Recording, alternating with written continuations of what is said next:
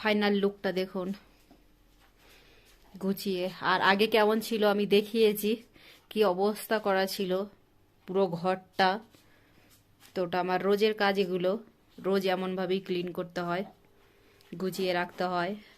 আর সানামের জন্য তো দিন আবার 2-3বারও করতে হয় এরকমই।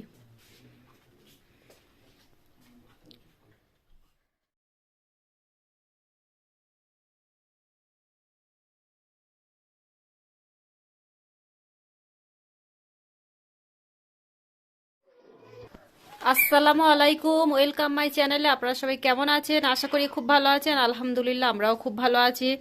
তো আজকের আমি শেয়ার করব আমার এই যে ঘরটা, আজকের গোছগাছ করব, একটু পরিষ্কার পরিচ্ছন্ন করব। কি হাল দেখুন, এখানে ব্ল্যাঙ্কেটগুলো কেমন করে রেখেছি, জামা কাপড়গুলো দেখুন সব পড়ে যাচ্ছে, গুছিয়ে রাখবো আজকের।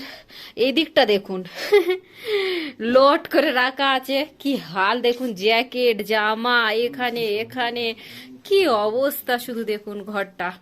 দূর থেকে একবার পুরো ঘরটা দেখাই, তখন বুঝতে পারবেন যে কি অবস্থা হয়ে আছে রুমটা। এই দেখুন সারা জায়গায়।